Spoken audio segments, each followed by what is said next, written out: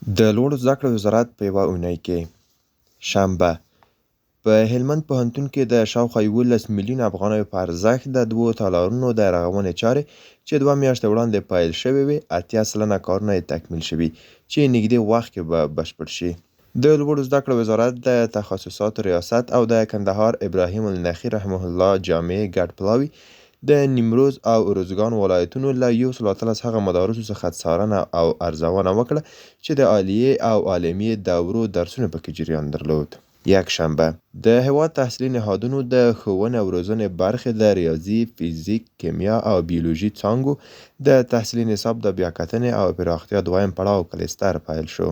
علمي موین ننګرهار پوهنتون کې د جوړیدونکي کنفرانس په اړه له مسؤلینو سره د کتنې ترڅنګ د محصلینو له څېړنیزو پروژو څخه لیدنه وکړه. دوشنبه د لوړو زده کړو وزارت علمي موین د التقوا او سپین غر لوړو زده کړو مؤسسو له لوري ترسره کیدونکو کنفرانسونو په اړه د یادو نهادونو مسؤلینو سره بېلابېلې مشورتي ناستې وکړې. د هلمند پوهنتون مسؤلینو د کور او ښار جوړولو له سرپرست وزیر سره په یاد پوهنتون کې د نوي جوړیدونکي تدریسي روغتون کمپلیکس او د نهر سراج کمپس د ماستر پلان جوړونې په موخه وکتل. د پنجشیر لوړو زده کړو مؤسسې جیولوژي او کانونو پوهنځي په 9مه دوره کې 29 محصلین فارغ او ټولنې ته د خدمت په موخه وړاندې شول. سه شنبه ارزګان لوړو زده کړو مؤسسه کې د 40 میلیون افغانیو په ارزښت 15 بېلابېلې پروژې ګټه اخیستنې ته وسپارل شوې.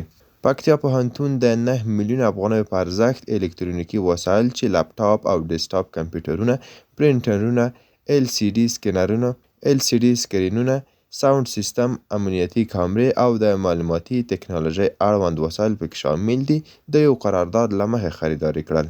لوګر لوړو زده کړو مؤسسې د جیولوژي او کانونو پوهنځي له 2 څانګو څخه د لومړي ځل لپاره 23 مسلکي انجینران فارغ او ټولنې ته د خدمت په موخه وړاندې شول. چهارشنبه د لوړو زده کړو وزارت علمي او اداري چارو معین د کابل ښوونې او روزنې پوهنتون پیل شویو پروژو څخه لیدنه وکړه.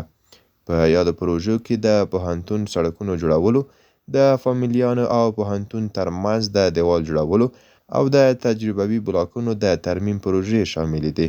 پنجشنبه د لوړو زده کړو وزارت تضمین کیفیت او اعتبار ورکولو ریاست لخوا د اقتصاد پوهنځیو د ارزونې او اعتبار ورکولو په موخه د برنامه‌ای چارچوب جوړونې 10 ورځنی ورکشاپ پای ته ورسید.